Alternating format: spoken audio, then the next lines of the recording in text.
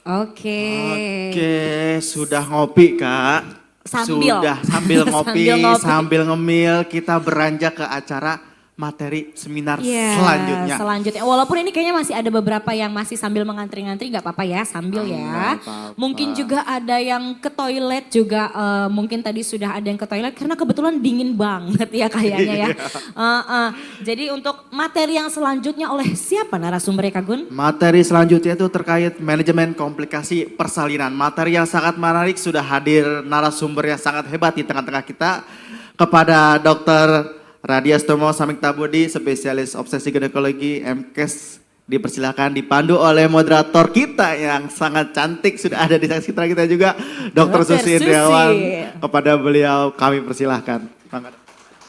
Selamat pagi Bapak Ibu sekalian, para dokter, bidan, tenaga kesehatan, peserta seminar baik offline maupun online. Pada sesi kali ini izinkan saya memperkenalkan diri, saya Dr. Susi Indrawan yang akan menjadi moderator pada sesi selanjutnya dengan dokter narasumber kita Dr. Radia Stomo. Selamat pagi dokter. Selamat pagi Dokter Susi. Pagi dok, harusnya sudah Coffee Break sudah mulai melek on lagi nih dok, buat dengerin materi ya dok ya. Iya, hari ini beliau akan memberikan materi dengan judul manajemen komplikasi persalinan Bapak Ibu.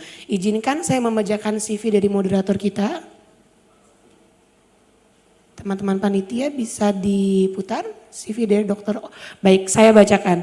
Dr. Radia Stomo Samekta Budi, spesialis Obgyn, Magister Kesehatan, pendidikan S1 Fakultas Kedokteran Universitas Padjadjaran tahun 2008. Pendidikan Magister Ilmu Gizi Medik Kesehatan dari Universitas Padjadjaran tahun 2011.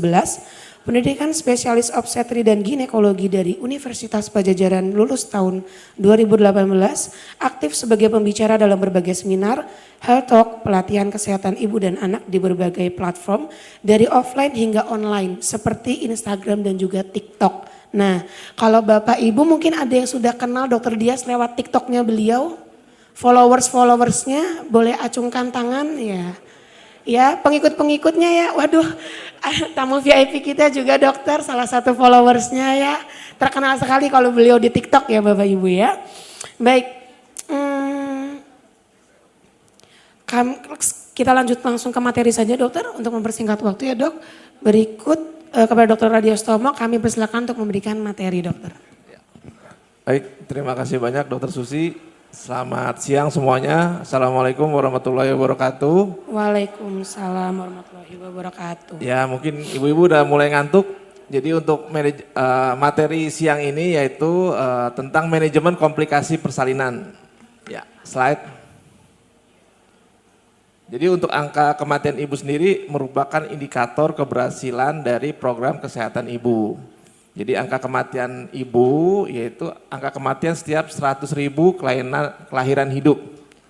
Dan di persalinan di fasilitas kesehatan pada tahun 2023 sebesar 87,2%. Dan adapun angka kematiannya dari 390 menjadi 189 per 100.000 kelahiran hidup. Adapun penyebab angka kematian terbanyak pada ibu pada tahun 2023 adalah hipertensi dalam kehamilan sebanyak 412 kasus. Sedangkan untuk perdarahan sendiri 360. Jadi sebenarnya untuk saat ini justru angka hipertensi yang lebih tinggi daripada perdarahan. Jadi untuk mungkin bagi pasien atau bidan terutama yang di ujung tombak, untuk bila terjadi adanya hipertensi pada kehamilan harus lebih waspada lagi. Slide. Adapun penyebab keterlambatan yang memperburuk faktor resiko adalah 3 delay model atau 3 terlambat. Mungkin tadi sudah dijelaskan oleh Dr. Irvin, yang pertama terlambat mengambil keputusan, lalu yang kedua terlambat ke fasilitas kesehatan dan juga terlambat mendapat penanganan. Jadi pada seminar kali ini kita akan mencoba agar jangan sampai mungkin dari ibu-ibu bidan atau dokter di Vaskes 1 sampai terlambat mengambil keputusan. Apabila mungkin adanya kendala pada saat persalinan dan tidak memungkinkan dengan sesuai dengan fasilitas, ada baiknya langsung dilakukan perujukan aja. Dan juga untuk terlambat ke fasilitas kesehatan untuk saat ini mungkin sudah tidak bisa jadi permasalahan karena jumlah rumah sakit di Kerawang ini sendiri juga banyak dan kita menerima hampir semuanya untuk yang dengan fasilitas asuransi BPJS. Dan untuk terlambat penanganan sendiri mungkin karena fasilitas sekarang di setiap rumah sakit meningkatkan kualitasnya, jadi untuk penanganan pasti ada dokter spesialis kandungan yang akan berjaga 24 jam atau DPJP setiap waktunya. Slide. Untuk emergensi dari obstetri sendiri ini terbagi 3. Yang pertama antepartum, yang kedua intrapartum dan juga postpartum. Untuk antepartum sendiri untuk yang awal yaitu 3 yang paling utama, yaitu abortus atau kasus keguguran, kedua KET, kehamilan ektopik, yang ketiga molahidatidosa. Terus yang intrapartum yaitu adanya ruptur uteri dan juga distosia bahu atau kemacetan pada saat persalinan. Dan pada postpartum sendiri yaitu seperti atonia uteri, laserasi atau perlukaan pada jalan lahir dan juga retensi atau sisa plasenta. Slide. Adapun tanda-tanda kegawat daruratan pada antepartum antara lain, slide, yaitu untuk keluhannya sendiri kita bisa lihat dari untuk yang abortus, mola dan KET itu kita bisa lihat kalau misalnya abortus itu pasti ada 3 tanda biasanya, yaitu yang pertama yang pasti harus hamil dulu, jadi test pack harus positif, biasanya dengan adanya amenore disertai test pack yang positif. Terus yang kedua adanya perdarahan. Untuk 3 kasus ini semuanya pasti ada perdarahan, cuman jumlahnya memang berbeda-beda. Yang ketiga yaitu adanya mules atau nyeri. Untuk mules dan nyeri ini sendiri yang paling utama biasanya harus kita khawatirkan adanya kehamilan pada trimester pertama di bawah 20 minggu. Kalau misalnya ada nyeri, jangan lupa untuk selalu dipikirkan jangan-jangan ini KET atau kehamilan di luar rahim. Slide. Ini untuk macam-macam abortusnya, yaitu ada abortus iminen, abortus insipient, incomplete, complete, dan juga misabortion. Adapun untuk cirinya, untuk membedakannya yaitu kalau yang imminence, yaitu ada flek darah, tapi tidak ada pembukaan. Dan DJJ-nya mungkin itu baru bisa diketahui biasanya dengan USG. Sedangkan kalau yang insipient itu biasanya kadang ada atau tidak ada perdarahan dan denyut jantungnya bisa ada atau bisa tidak. Kalau yang incomplete pasti sudah ada sudah ada pembukaan, biasanya ada pendarahan dan juga bisa dilakukan pemeriksaan dalam. Nah, untuk memastikan teraba jaringan atau tidak. Jadi untuk ibu-ibu bidan sekalian atau dokter umum tidak perlu takut untuk melakukan pemeriksaan dalam pada kehamilan trimester 1. Tapi berbeda, kita harus khawatir kalau kita melakukan pemeriksaan dalam pada saat trimester 2 atau trimester 3. Kalau trimester 1 kemungkinannya hanya abortus, KET atau mola. Dan itu tidak apa-apa diperiksa dalam. Karena ini akan menentukan apakah ini akan jadi abortus incomplete atau masih bisa dipertahankan atau abortus imminence. Ya. Slide. Oke. Nah ini tadi sudah dijelaskan. Slide.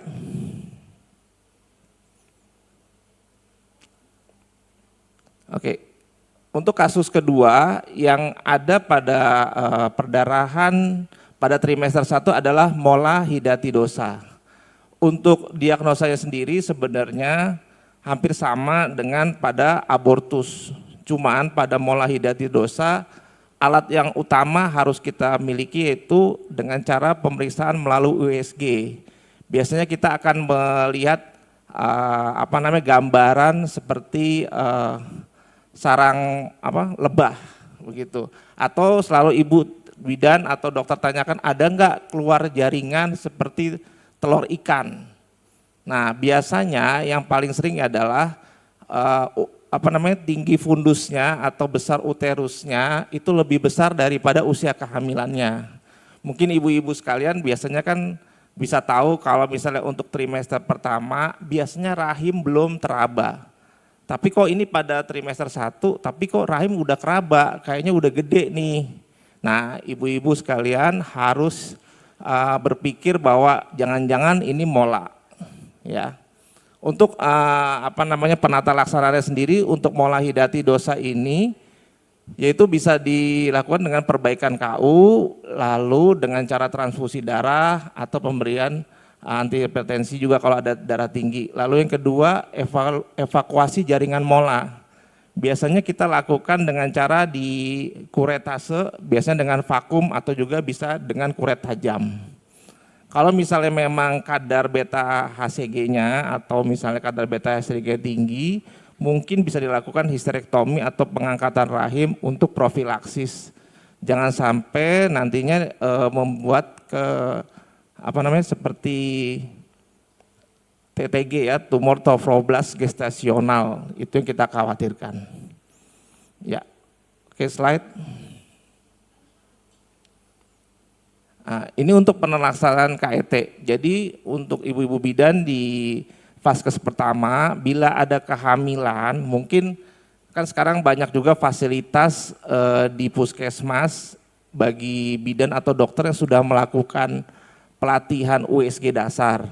Nah, misalnya telah dilakukan USG sampai batas maksimal usia 12 minggu, atau biasanya untuk kantong atau bakal janin itu bisa terlihat di usia 8 minggu. Jadi kalau misalnya 8 minggu di USG, kantong kehamilan, atau bakal janinnya tidak ketemu, tapi ada perdarahan disertai nyeri perut, jangan lupa selalu pikirkan jangan-jangan ini KET atau kehamilan di luar rahim. Nah, terus untuk KET ini sendiri perdarahannya tidak banyak, tidak seperti orang keguguran. Tapi kalau dipegang perutnya sakit dok. Jadi dia jumlah perdarahannya sedikit, tapi gejala yang paling seringnya atau paling prioritasnya adalah nyeri perut. Nah, kalau sudah berpikir adanya seperti itu, dan kita lihat ibunya juga biasanya anemis atau HB-nya rendah, buru-buru rujuk ke kami ke rumah sakit. Karena itu dibutuhkan tindakan secepatnya, yaitu terapi definitifnya adalah operatif. Yaitu biasanya kita lakukan laparotomi, kita lakukan operasi pembukaan untuk mengangkat, mencari di mana sumber perdarahannya. Karena untuk KET ini sendiri kalau terlambat dilakukan resikonya adalah kematian ibu. Ya, slide. Lalu untuk pendarahan antepartum biasanya untuk yang trimester 2 atau trimester 3, bila terjadi perdarahan yang kita selalu pikirkan pasti diagnosa utama adalah plasenta previa. Mungkin untuk yang di fase 1 tidak perlu dipikirkan seperti plasentanya marginal, parsial atau total. Kalau misalnya di atas 24 minggu terjadi perdarahan, sebaiknya rujuk aja ke dokter kandungan. Nanti kami akan menilai di mana letak plasentanya. Untuk letak plasenta yaitu adanya marginal, parsial dan total. Kalau untuk yang parsial dan marginal, itu memang bisa dicoba untuk dilakukan persalinan normal. Tapi harus perlu dilihat tanda-tanda apakah memungkinkan atau tidak fasilitas yang kita punya. Tapi kalau memang ibu-ibu khawatir atau takut, bisa langsung dilakukan rujuk di rumah sakit. Kalau untuk plasenta previa totalis itu wajib harus dioperasi. Tidak boleh tidak. Ya. Oke, slide. Nah, untuk pendarahan di trimester 2, trimester 3 ini selain plasenta previa, yang paling sering adalah solusio plasenta, yaitu suatu keadaan di mana plasentanya lepas dari dinding rahim. Nah, hal ini bisa menyebabkan kematian ibu dan bayi. Biasanya awalnya diutamakan yaitu kematian bayinya dulu, baru ibunya. Jadi kalau misalnya ada perdarahan, terus kok hamilnya sudah trimester 2 atau trimester 3, ada kematian janin, disertai perdarahan, selalu pertama pikirkan solusio plasenta. Adapun cirinya pada solusio plasenta selain pendarahan biasanya disertai oleh nyeri perut, lalu yang kedua ada shock hipovolemik. Kok ibunya pucat terus anemis, nah itu adalah solusio plasenta. Adapun penyebab utama dari solusio plasenta untuk saat ini yang harus dipikirkan yaitu yang pertama adalah hipertensi atau preeklamsia dan eklamsia. Jadi yang membunuh pada saat terjadinya solusio plasenta itu atau penyebab utamanya adalah hipertensi yang utama. Yang kedua biasanya trauma, yaitu baik yang ketendang, jatuh, naik motor ketabrak, tapi harus selalu dipikirkan, ini ketabraknya kena enggak perutnya, ya. Jadi pas jatuh jatuhnya perutnya ke depan, jangan ngelangap ke belakang ya mungkin cuma jatuh-jatuh biasa saja. Ya, jadi untuk solusio plasenta adanya perdarahan, adanya rahim yang membesar dan keras, disertai adanya shock, dan yang paling penting adalah kok ini bayinya meninggal nih, oh jangan-jangan solusio.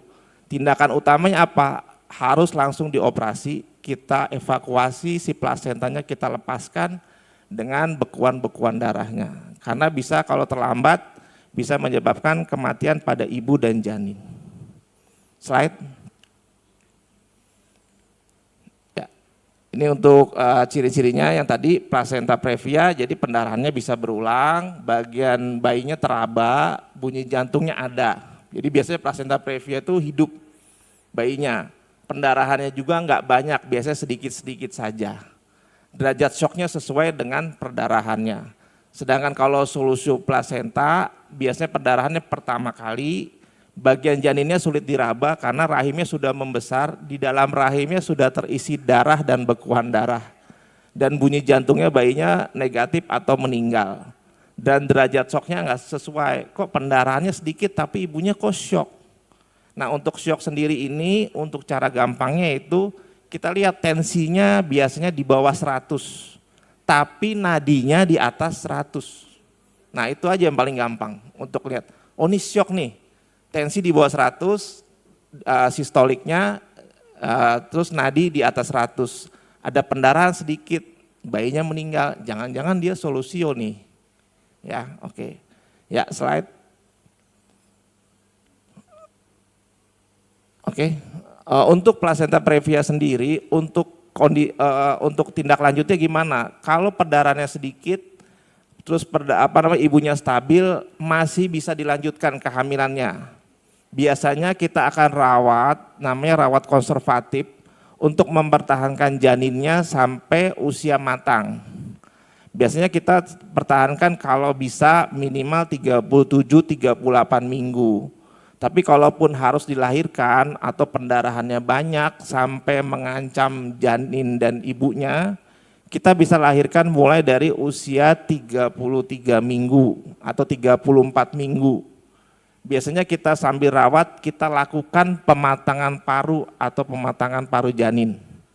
Jadi banyak mungkin ibu-ibu yang nanya, dok saya pendarahan dok, terus saya disuruh dirawat sama dokter kandungannya buat pematangan paru. Itu aman nggak ya dok?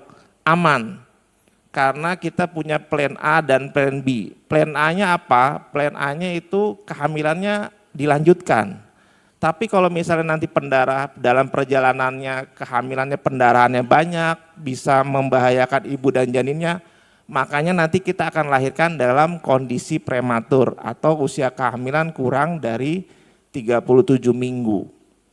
Gitu. Jadi kenapa banyak sekali pertanyaan, dok kalau di pematangan paru tuh bahaya nggak dok buat ibu sama janin? Enggak, justru itu sebagai pencegahan kita sebagai dokter kandungan. Kalau andaikan tidak kalau dia harus lahir prematur sebelum waktunya, setidaknya paru janin sudah siap untuk bernapas di dunia luar.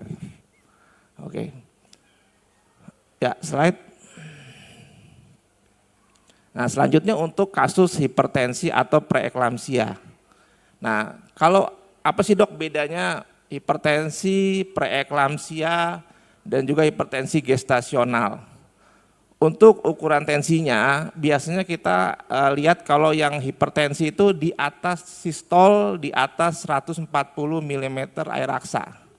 Dengan diastol di atas 90. Kalau preeklamsia berat, baru tensinya di atas 160 per 110. Ya.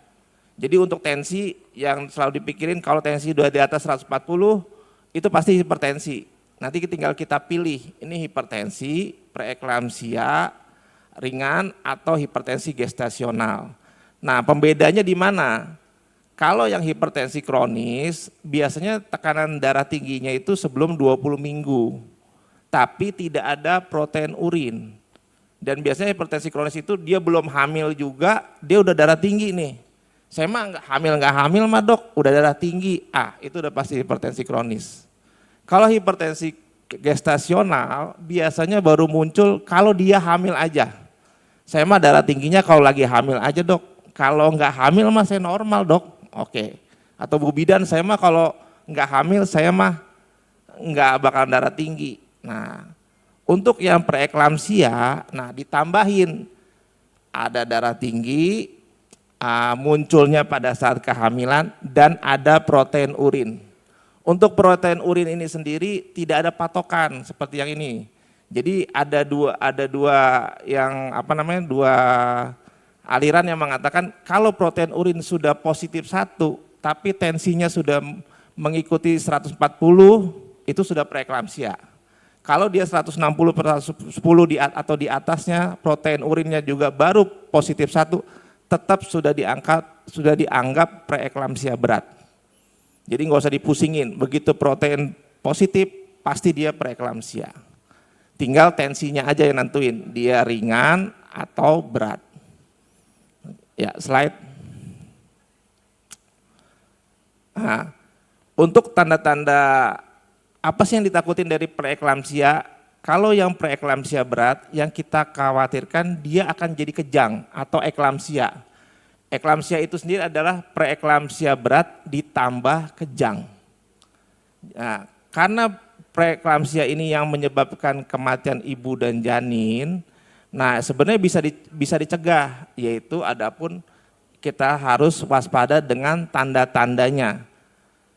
Jadi untuk akan terjadinya eklamsi atau kejang pada preeklamsia, tanda-tandanya biasanya bisa kita lihat. Ada keluhannya, pertama adalah 1, sakit kepala disertai pandangan kabur. Ya. Jadi kalau misalnya, Bu kabur nggak pandangannya? Jelas dok. Gampang aja tanyanya, Bu ngeliat duit jelas apa enggak? Jelas. Berarti itu dia nggak masalah. Tapi kalau dia ngeliat udah nggak jelas, kabur dok, nggak jelas. Jangan-jangan itu tanda-tanda mau eklamsia atau namanya impending eklamsi. Yang kedua ada mual muntah. Saya gara-gara pusing pandangan kabur kok saya muntah-muntah dok, jangan-jangan ini mau kejang. Dan tensinya yang pasti tinggi di atas 160 per 110. Kalau sudah seperti ini, buru-buru dirujuk saja ke rumah sakit secepatnya. Ya. Oke, slide. Nah, kalau misalnya saya tempat prakteknya atau tempat dinas saya jauh dok dari rumah sakit, apa yang harus saya lakukan dok kalau misalnya ada impending eklamsi atau eklamsia?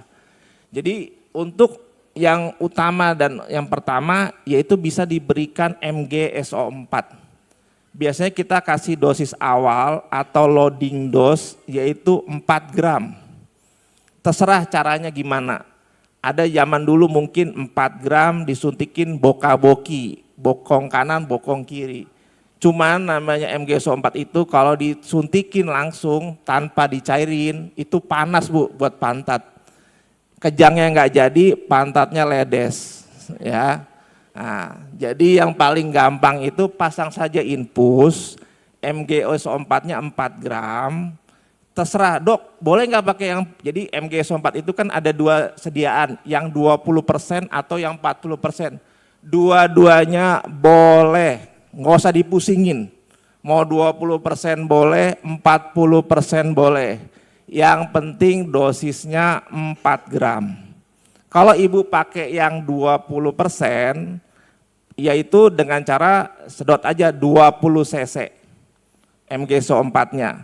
Kalau ibu pakai yang 40%, berarti yang ibu ambil 10 cc.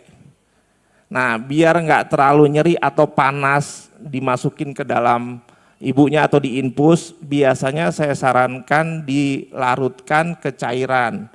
Dok, di puskesmas atau di klinik adanya NaCl, boleh. Mau adanya RL, Dok, boleh. Mau pakai ring as, boleh. Biasanya kasih berapa, Dok? Kasih aja 100 cc. Jadi yang tadi yang 20 cc MgSO4 20% atau 10 cc yang MgSO4 40% boleh dilarutkan dalam RL atau NaCl, diberikan nanti diinfus. Biasanya kalau kami diinfus yaitu dengan cara dimasukkan ke dalam cairan, dialirin habis dalam 15 menit. Kalau 15 menit tuh berapa tetes, Dok? Pusing lagi, Dok. Udah orang mau kejang, pusing lagi suruh ngitung-ngitung. Kasih aja 60 tetes. Pokoknya dia habis cukup. Ya. Ada nggak, Dok, yang ditakutin? Nah, kalau ibu memberikan MgSO4, ibu harus siapin antidotumnya, yaitu CA glukonas. Oh, saya nggak punya, Dok, CA glukonas. Sambil ibu lihat, ibu pantau pemberian pemberian MgSO4-nya. Apa aja yang dikhawatirin, Dok? Lihat napasnya. Napasnya tidak boleh kurang dari 16 kali per menit. Terus refleks patella, kaki saya jadi nggak bisa jalan, Dok. Kaki saya lemes, hati-hati. Jangan-jangan ini intoksikasi MgSO4. Yang terakhir biasanya harus dilihat pasang kateter. Lah, boro-boro, Dok, di puskesmas mah susah nyari kateter, Dok. Ya udah, yang penting ibunya kencing atau enggak. Bisa kencing aja udah cukup. Ya, itu. Nah, terus untuk pemberiannya seperti itu. Sebenarnya ibu nggak usah khawatir. Kalau dia udah keburu kejang gimana, Dok? Datang-datang kejang. Saya tahu nih eklamsi, Dok. Ini mah eklamsi, yakin, Dok. Nah, cara gampangnya adalah berikan MgSO4 2 gram saja. Karena dengan masuk MgSO4 2 gram, jadi kalau sudah ada kadar MgSO4 2 gram dalam darah, itu sudah cukup untuk mencegah eklamsia. Ya, sudah cukup menenangkan si kejangnya. Kalau nggak ada, Dok, MgSO4-nya, boleh dikasih dia spam, boleh. Ya, untuk sementara saja. Tapi MgSO4 tetap yang utama. Nah, udah stabil, kejangnya sudah mulai hilang, boleh dikasih dosis rumatan atau maintenance dose. Biasanya diberikan 6 gram MgSO4 dalam RL 500 cc atau NaCl boleh. Nah, udah gitu rujuk buru-buru ke rumah sakit. Kalau ibu udah ngerjain Dok, saya cuma ngerjain kasih dosis awal loading dose, sudah cukup. Saya sudah berterima kasih sama ibu-ibu sekalian. Itu udah sangat cukup. Mau diinfusnya yang penting dipasang aja infusnya sejadi-jadinya. Itu sudah cukup bagi kami. Yang penting loading dose udah masuk. Oke. Ya, slide. Ini syarat pemberian tadi untuk siap-siap untuk harus ada antidotumnya CA glukonas. Slide. Oke. Selanjutnya untuk tanda bahaya intrapartum. Adapun tanda bahaya intrapartum ini biasanya paling sering adalah ruptur uteri. Jadi kan sekarang banyak nih ibu-ibu muda, apapun yang terjadi, Dok, saya maunya lahiran normal. Mau bulan pindah jadi matahari, saya nggak peduli. Dunia kiamat, saya tetap mau lahiran normal. Tapi kita sebagai tenaga kesehatan, baik bidan atau dokter, harus kita melihat dan menerka kira-kira aman nggak nih buat bisa lahiran normal. Nah, adapun hal-hal seperti ini yang kita takutkan di awal adalah ruptur uteri atau robeknya rahim pada saat persalinan. Penyebabnya itu apa aja? Yang pertama posisinya nggak pas. Nah, di sini pentingnya ibu-ibu atau ibu bidan atau tenaga kesehatan yang utama malposisi itu dinilai pada saat 36 minggu kepala udah masuk panggul belum? Kalau belum masuk panggul mau jungkir balik juga nggak bakaran turun kepalanya. Kan nggak mungkin lahiran nggak lewat panggul. Yang kedua kelainan panggul. Panggulnya sempit atau enggak? Kalau pada persalinan kedua, anak kedua atau anak ketiga, selalu tanyakan anak pertamanya berapa kilo Bu? Yang pertama 2,5 dok, sekarang dinilai kayaknya 3,5 nih. Ya jangan dicoba-coba juga, hati-hati takutnya nyangkut. Yang ketiga adalah penggunaan uterotonika. Untuk uterotonika yaitu biasanya kayak misoprostol atau oksitosin. Mungkin untuk di fase 1 tidak diperbolehkan untuk melakukan pemberian uterotonika, baik misoprostol atau oksitosin. Ya. Yang keempat adalah makrosomia. Makrosomia ini bayinya besar lebih dari 3,5 kilogram. Caranya gimana? Yaitu pada saat usia kehamilan matang di atas 37 minggu, kalau tinggi fundus uterus sudah lebih dari 35 cm, udah pasti itu makrosomia. Jadi jangan suka dikurang-kurangin. Kalau udah 35 cm pasti bayinya besar. Ya, hati-hati untuk penilaiannya. Dan bekas SC sebelumnya. Untuk bekas SC sebelumnya yang bisa dicoba untuk persalinan normal hanya bekas SC 1 kali. Jadi kalau yang udah kedua, yang ketiga tidak disarankan untuk persalinan normal. Dan untuk persalinannya sendiri, untuk yang bekas SC ada baiknya dilakukan di rumah sakit. Kalaupun misalnya di bidan, ya mungkin dengan fasilitas yang terbatas, harus punya kontak dokter SPOG. Kalau misalnya kira-kira gagal nih, nggak bisa lahir, mulesnya nggak bagus, kepalanya nggak turun, bayinya sesek, rujuk buru-buru. Ya, pada bekas SC. Untuk ruptur uterus sendiri yaitu gejala klinisnya pendarahan, nyeri perut, ada lingkaran bandel, takikardi, dan teraba bagian janin yang jelas. Jadi biasanya kalau kelihatan di perutnya ada lingkaran bandel, bayinya gede, nah lihat, terus ada pemisah kayaknya dari perut atas dan perut bawah, nah itu tanda-tanda mau ruptur nih. Dan biasanya ibunya sudah mulai kesakitan. Udah kesakitan, mules, tapi DJJ bayinya cepat.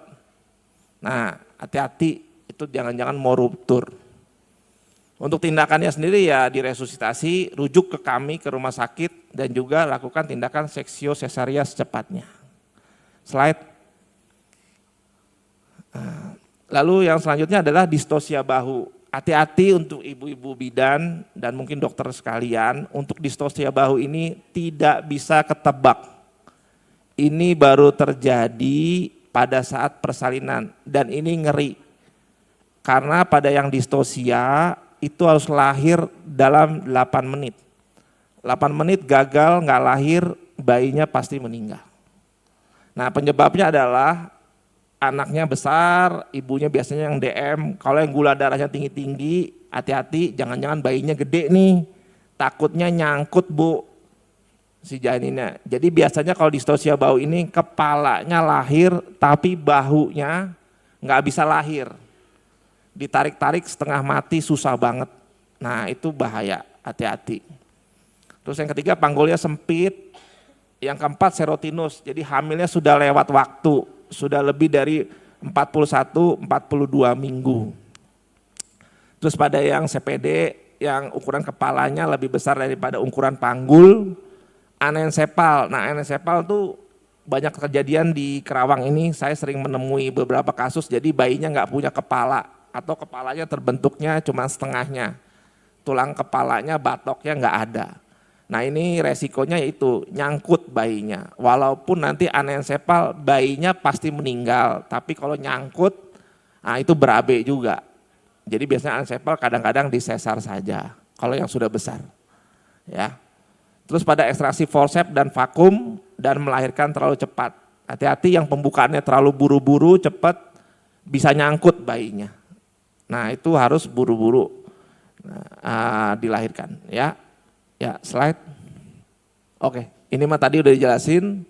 Adapun untuk manuvernya ada macrobed dan juga yang lain. Pokoknya itu untuk pengajarnya gimana cara manuvernya ya memang harus ada pelatihan dan itu memang agak sulit kalau nggak ada kasusnya. Jadi harus benar-benar hati-hati. Dok, tapi gimana dok kalau misalnya kejadian begini, kalau misalnya terjadi distosia bahu atau repot, saran saya yang pertama kalau udah keburu distosia bahu, sudah episiotomi aja yang besar. Ya, itu yang utama. Yang kedua, tarik dulu kepalanya sebisa mungkin.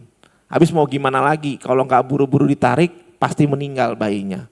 Urusan nanti robek gimana dok, itu urusan belakangan. Begitu robek, kirim aja ke rumah sakit. Ya, biar kami yang kerjain. Tugas ibu yang penting lahir nggak lahir, mungkin kayak tadi dokter Irvin bilang kalau udah tali pusat menumbung, gimana dok? Jangan dirujuk dulu. Kalau udah kejadian, udah tarik aja dulu. Yang penting bayinya lahir.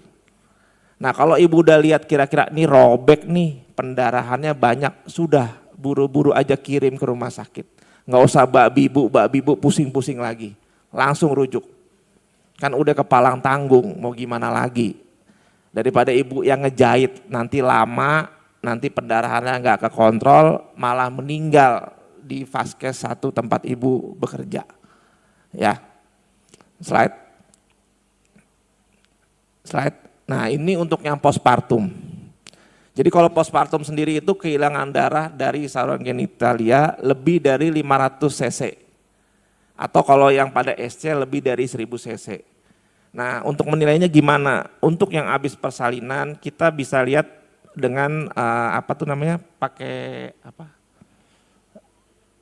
tuh namanya buat alas underpad. Ya, kalau untuk postpartum ini kita lihat dalam 2 jam pertama, hati-hati, jangan lalai untuk ibu-ibu bidan atau dokter umum sekalian. Kalau pendarahannya banyak, satu underpad itu kan sekitar 200 sampai 300 cc. Kalau misalnya dalam 2 jam atau 1 jam pertama udah habis di atas 3 underpad, ini pasti ada kejadian pendarahan postpartum. Kalau udah begini gimana dok? Oke, kita lihat penyebabnya apa aja sih pendarahan postpartum ini. Slide. Nah, kecil banget ya. Saya aja nggak kelihatan. Slide dulu deh. Oh, balik lagi. Oke, untuk pendarahan postpartum sendiri sebenarnya penyebabnya ada 4T. Ya, yang pertama tonus. Kita lihat dia kontraksinya gimana. Dipegang aja rahimnya, keras atau enggak. Enggak usah ibu galau-galau, keras bilang keras, enggak bilang enggak. Kalau misalnya keras, enggak keras, kalau saya biasanya tetap kasih utorotonika. Yang pertama apa? Utorotonika yang ada biasanya adalah oksitosin. Biasanya saya suka kasih 2 ampul, masukin aja dalam RL atau NaCl, kasih 20 tetes. Jangan cepet-cepet ya kalau pemberian oksitosin ya, karena resikonya depresi pernapasan. Nggak punya oksitosin dok, ada metergin, masukin metergin, boleh. 1 ampul masukin dilarutin dalam RL, atau mau langsung suntik boleh IV. Nggak punya lagi dok, adanya misoprostol, kasih aja misoprostol. Biasanya pemberiannya bisa 4 tablet per rektal. Ya. Untuk atonia, obatnya utorotonika. 1 oksitosin, 2 metergin, 3 misoprostol. Itu T yang pertama. Yang kedua, tonus, tears, robekan di di jalan lahir. Jadi T yang kedua itu trauma kotis ya. Ya trauma atau tears, jadi ada robekan. Nanti dilihat di jalan lahirnya, di vaginanya ada yang robek enggak. Nah kalau jahit ada yang robek, jahit aja. Nggak usah dok benangnya kagak ada dok, benangnya adanya yang ini, enggak apa-apa. Benang apa aja, yang penting dijahit dulu, berhenti dulu. Dok robeknya di dalam, susah dok, jepit aja. Mau pakai tenakulum pakai apa aja, jepit aja dulu, rujuk. Dok yang luar aman, tapi kayaknya di dalam robek deh dok, itu kayaknya bayinya gede. Mungkin robekannya di serviks atau di mulut rahim. Gimana caranya dok? Jahitnya susah. Jangankan ibu, saya aja setengah mati bisa keringetan. Jepit aja, rujuk. Oke. Nah, untuk robekan itu, jadi sebisanya aja jahit. Dan jahit itu sambil berikan cairan. Nah ini yang suka lupa, keenakan jahit nggak diinfus, nggak ada cairan masuk. Nah yang cairan masuk itu tambahin juga uterotenika, nggak apa-apa. Ya, sambil dilihat tanda vitalnya. Udah jahit, nggak jahit bisa, nggak bisa jahit, jepit. Nggak usah diganti-gantian, yang ini nggak bisa jahit, panggil bidan lain. Yang bidan lain nggak bisa jahit, nggak usah. Nggak bisa ngejahit 1-2 orang, jepit, rujuk. Oke? Yang ketiga yaitu biasanya yang ketiga adalah, apa ya lupa, jaringan, sisa jaringan. Yaitu misalnya ada sisa plasenta atau ada retensio plasenta. Ya, kalau sisa plasenta biasanya dikuret, kan ibu nggak bisa. Kayaknya tonusnya bagus dok, pendarahan robekan udah saya tanganin, cuman dia masih ngocor pendarahan. Kayaknya ada sisa deh dok, atau pada saat ngelahirin plasenta, kayaknya ada yang ketinggalan deh kotiledonnya, nggak lengkap, nggak apa-apa. Rujuk aja ke kita, bilang aja, nggak usah takut, nggak bakal dimarahin sama kita. Yang penting ibu jujur, dok saya ngelahirin plasenta kayaknya ada sisa deh dok di ujung, nggak kepegang, nggak kecabut, nggak apa-apa. Nanti tinggal kita kuret, nggak usah pusing. Nah kalau terus yang selanjutnya adalah retensio plasenta, udah dikasih oksitosin setelah persalinan, nggak lahir juga dok plasentanya. Rujuk aja. Kalau ibu takut manual, ya udah rujuk aja ke kita, nggak apa-apa. Nanti kita yang manualin plasenta.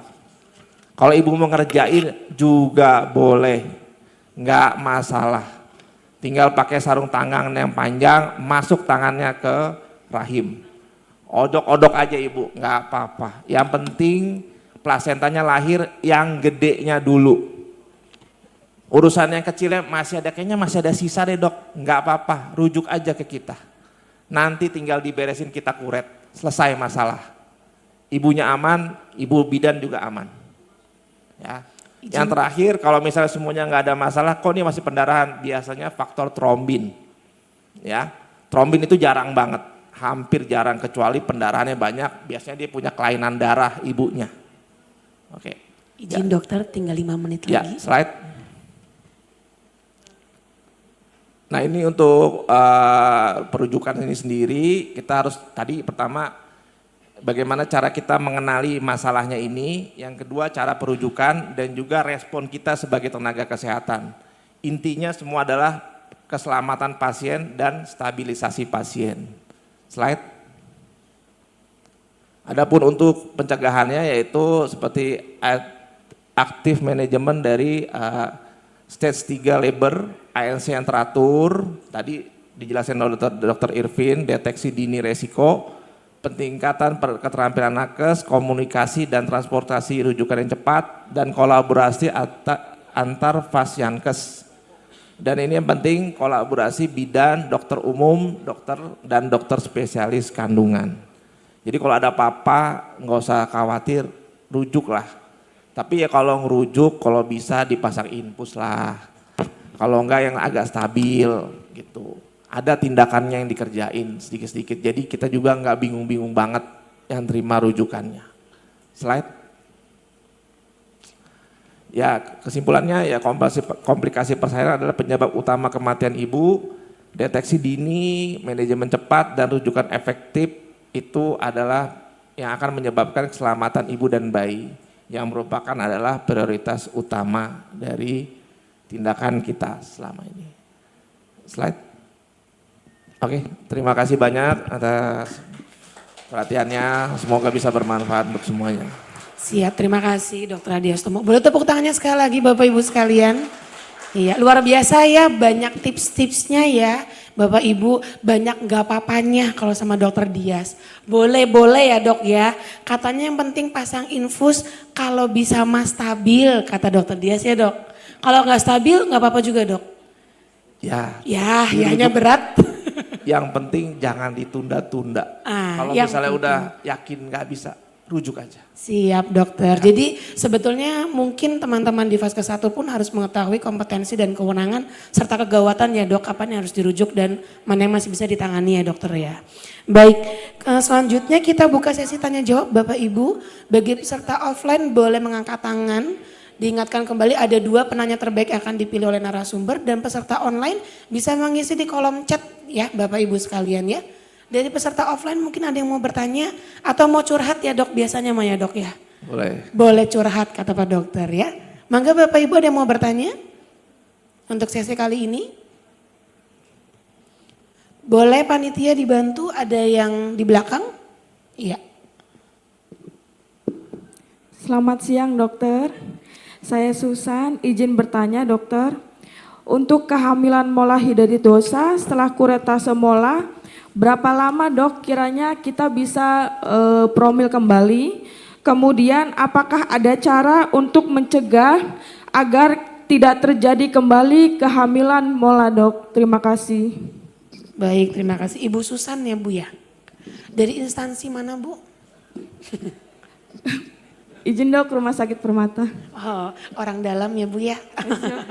Dokter ditanya dokter setelah tindakan mola berapa lama lagi bisa hamil? Ya. Untuk tindakan mola sendiri biasanya nanti kan setelah dilakukan kuretase kita lakukan pemeriksaan beta HCG. Jadi kita nilai kuantitatif beta HCG-nya biasanya normalnya itu di bawah 5. Kalau misalnya di bawah 5 setelah 1 bulan atau dalam 6 bulan pertama itu sudah cukup aman. Tapi kalau misalnya dia masih di bawah 5, di atas 5 dalam 6 bulan pertama itu kita harus curigai dia mengarah ke arah keganasan atau TTG, tumor trophoblas gestasional. Nah itu kita biasanya kita lakukan perujukan ke dokter kandungan, konsultan onkologi.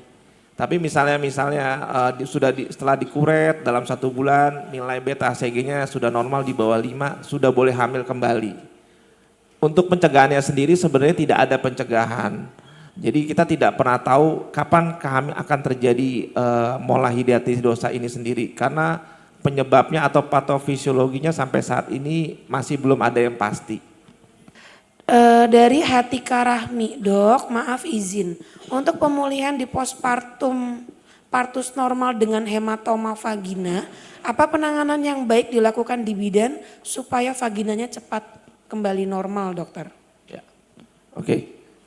Hematom di vagina atau terjadinya pengumpulan darah di vagina setelah dilakukan penjahitan. Itu biasanya makanya dalam 2 jam pertama kita harus selalu observasi. Kita lihat setelah kita lakukan misalnya ada robekan di jalan lahir, baik itu karena robekan pada saat persalinan atau tindakan episiotomi. Nah harus kita observasi jahitannya membesar enggak?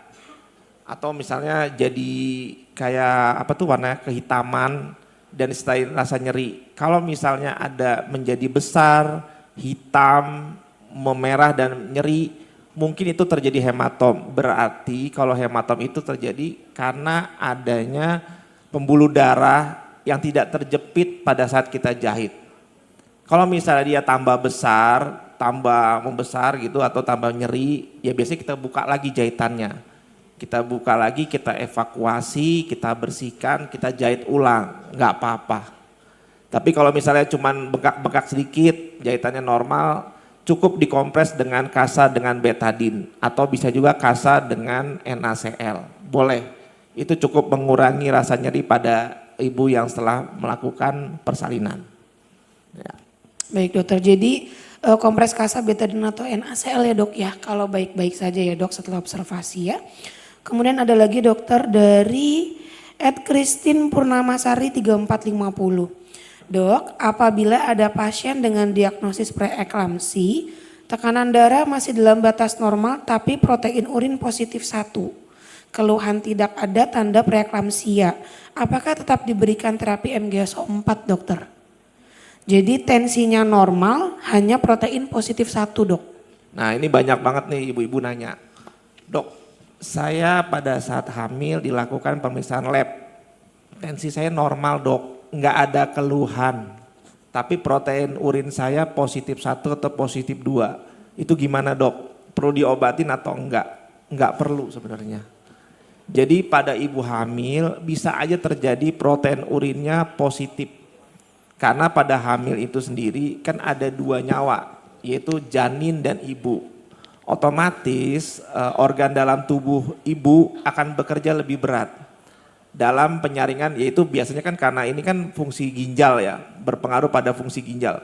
Karena dia tugasnya menyaring 2, baik ibu dan bayi, kadang-kadang protein urinnya bisa hadir di protein urinnya bisa positif pada urin ibu, pada ibu-ibu yang tensinya normal saja. Jadi kalau kalau untuk preeklamsia sendiri, kalau tensinya normal, ada protein urin, tidak perlu diberikan terapi apa-apa. Tapi dibalik, kalau tensinya tinggi, di atas misalnya 160/100, proteinnya negatif, boleh nggak dok dikasih MgSO4? Boleh-boleh saja. Karena ini masih kadang-kadang perdebatan antar tiap center pendidikan. Kalau dikasih MgSO4 ada nggak sih ruginya? Sampai saat ini tidak ada kerugian apa-apa. Yang penting tadi tanda-tanda intoksikasi MgSO4-nya tetap harus dipantau.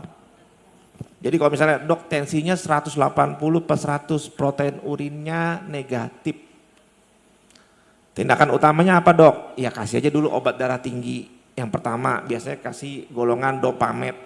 Atau kalau di puskesmas yang ada nifedipin boleh, amlodipin boleh.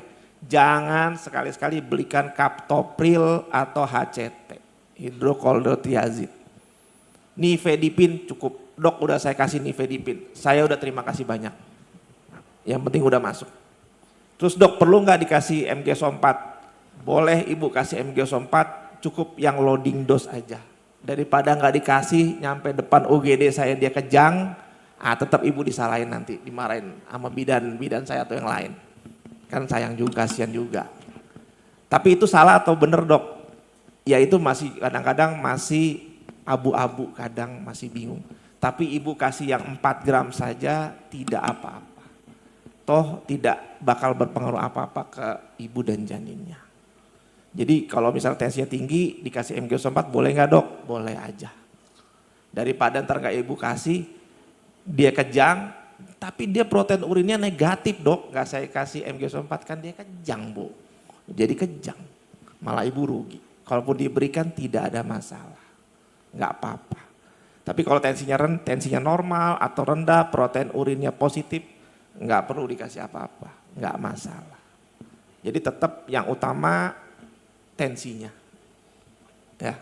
Baik, siap. Jadi kalau tensinya normal, protein urin positif tidak perlu ya dok diterapi. Kalau tekanan darah lebih dari 140, protein walaupun negatif perlu diberikan obat ya dok dan profilaksis kejang ya. Satu lagi dok, pertanyaan terakhir dok dari Zoom dari Dadan Rosidi. Dok izin bertanya, pasien postpartum 5 hari dengan TFU masih sepusat. Setelah pemeriksaan dan dilakukan pemasangan kateter ternyata penuh. Setelah dikosongkan urinnya TFU normal dok. Namun sampai di rumah kembali berulang. Dan pasien mengeluh nyeri perut dari bawah perut sampai ke pinggang belakang.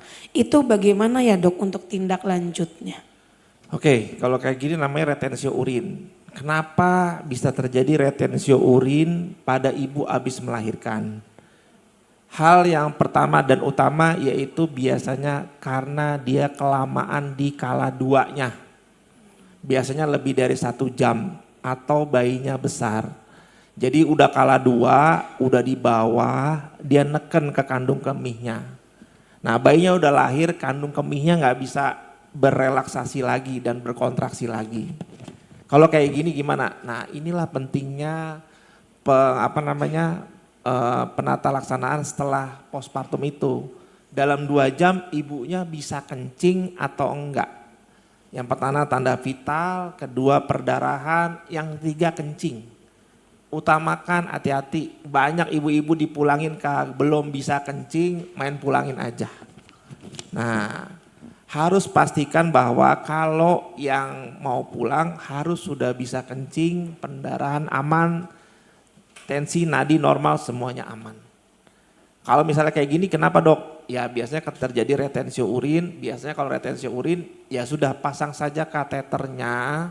Kalau misalnya tempatnya sulit, pasang kateternya boleh untuk 1 minggu. Biasanya kita namanya bladder training, pasang kateternya untuk 1 hari biasanya di los dulu, biarin aja los. Biar dia kasih kesempatan dia istirahat dulu si kandung kencingnya. Setelah 24 jam atau hari kedua biasanya kita bladder training. Biasanya diikat si kateternya, bladder training ya, diikat nanti dibuka kalau dia pengen kencing. Udah ada sensasi dok pengen kencing, buka tutup buat 1 hari atau 24 jam. Nanti kita lihat hari ketiga kalau misalnya sudah bagus boleh dicabut. Nah selain itu dikasih apa dok? Kasih obat nggak dok? Kasih. Jangan nggak dikasih obat. Kalau mungkin di fase ke-1 kasih aja antibiotik yang utama. Kayak cefadroxil boleh, amoxicillin boleh, cefixim boleh. Yang kedua boleh kasih misoprostol. Kalau ada misoprostol kasih dia misoprostol. Karena dalam penelitian dia juga membantu untuk kontraksi si kandung kencing. Yang ketiga misoprostol nggak punya dok, kasih vitamin B kompleks 3x1. Jadi kalau di puskesmas atau di Faskatu yang punya pastikan antibiotik, vitamin B kompleks. Dok ini udah seminggu begini gimana dok? Nggak apa-apa, ibu-ibu jangan takut. Kalau misalnya agak susah ya kita rujuk aja ke urologi. Karena kalau itu bukan ya kita nanti kolaborasi antara dokter kandungan sama urologi. Ya. Jadi retensio urin itu hati-hati kalau ibu-ibu mau mulangin pasien postpartum, pastiin pendarahannya aman. Yang dikatakan aman berapa pembalut sih dok? Biasanya dalam sehari 2 sampai 3 pembalut. Yang kedua pastiin dia bisa kencing dengan lancar. Ya. Kalau BAB gimana dok? Kalau dalam 24 jam belum BAB itu masih wajar. Karena ibu-ibu pas lagi ngeden biasanya selain keluar bayinya keluar juga BAB-nya. Ibu dapat jackpot semuanya. Ya. Oke. Siap dokter, jadi itulah pentingnya setelah persalinan masih ada observasi ya dok ya. Tidak hanya selesai di persalinan. Karena keterbatasan waktu dokter kami cukupkan untuk penanyanya. Sebetulnya masih banyak sekali yang bertanya. Mungkin bisa dilanjutkan di lain kesempatan ya. Terima kasih dokter atas ilmu dan sharingnya yang luar biasa ya. Bapak Ibu sekalian boleh tepuk tangannya Bapak Ibu. Ya. Jadi dari materi kali ini kita banyak belajar ya bahwa komplikasi pasca persalinan itu sebetulnya dapat dicegah dengan 3T tadi ya dok ya. Jangan terlambat mengambil keputusan, itulah pentingnya kita memiliki knowledge atau pengetahuan dan skill. Kemudian juga kesadaran dari pasien, keluarga pasien ataupun nakes ya dok ya. Kapan untuk merujuk dan juga untuk teman-teman perujuk. Kedua kecepatan ke vaskes Bapak Ibu. Seharusnya dengan komunikasi yang baik dan juga sistem rujukan bisa lebih baik. Untuk pengiriman ke vaskes dan kesiapan tim. Rumah Sakit Permata Keluarga Karawang siap untuk menjadi mitra Bapak Ibu sekalian untuk mengirim pasien dari berbagai macam platform dan dapat menjadi pilihan untuk memastikan penurunan angka kematian ibu dan anak. Kami cukupkan acara sesi kali ini. Mohon maaf jika ada salah-salah kata. Selamat siang. Selamat siang. Terima kasih dokter. Terima kasih Dokter Adiastomo juga Dokter Susi. Selanjutnya kita minta tolong lagi nih kepada direktur kita dengan Dokter Nancy untuk menyerahkan pelakat kepada narasumber kita yaitu Dokter Adiastomo. Baik, tepuk tangan sekali lagi yang meriah. Oke, terima kasih dokter. Untuk selanjutnya memang akan ada narasumber lagi Kak Gun. Betul. Cuman karena kebetulan ini sedikit terpotong dulu ya. Ada isoma istilahnya mah ya. Istirahat dulu sholat maupun makan. Cuman untuk makan siang sebetulnya Bapak Ibu tidak perlu kemana-mana karena nanti akan dibagikan oleh pihak panitia ke meja Ibu Bapak masing-masing. Jika ada kebutuhan untuk beribadah atau sholat disediakan di samping ya. Barangkali tadi melihat ada meja coffee break, nah, di sebelahnya ada juga di balik skerem itu bisa untuk melakukan sholat. Tidak lupa juga kalau mau ke toilet ada di sebelah kanan ya. Setelah keluar pintu belok kanan. Jadi Bapak Ibu bisa duduk di tempat sembari nanti panitia membagikan makan. Juga diingatkan untuk absen, nanti ada absen kedua dilakukan sebelum masuk pada sesi yang berikutnya. Begitupun untuk yang online ya, di online juga nanti ada absen yang kedua. Jadi jangan sampai lupa ya. Sekarang Bapak Ibu boleh mangga kalau misalnya mau ke toilet terlebih dahulu ya, mau sholat barangkali dan sembari nanti panitia membagikan makanan ke meja Bapak Ibu. Karena selanjutnya akan ada narasumber apa lagi Kak Gunawan? Ada 2 narasumber lagi, salah satunya dua-duanya sudah hadir di depan kita ya, materinya sangat menarik. Selanjutnya dari Dr. Melvin spesialis anak dan Ibu Bidan Eti. Riti. Iya. Iya. Untuk Kebetulan yang durasi istirahatnya kurang lebih yang selama memberikan, 45 menit ya. Nanti yang memberikan materinya adalah Bu Bidan Oh, Bu Bu Bidan Rina. Rina, betul, Bu Bidan Rina. Iya. Iya. Jadi nanti setelah makan kita akan kembali lagi untuk narasumber yang berikutnya. Betul, durasinya sekitar 45 menit, biar cepat selesai, cepat pulang juga pastinya Kaula. Iya, tapi sebetulnya masih pada tertarik kok, masih menunggu dan menanti ya Betul. untuk Dan materi jangan yang pulang berikutnya. karena akan ada hadiah menarik menanti di akhir acara kita. Betul nanti. sekali. Sekian Bapak Ibu, monggo yang mau istirahat, sholat dan makan. Terima kasih.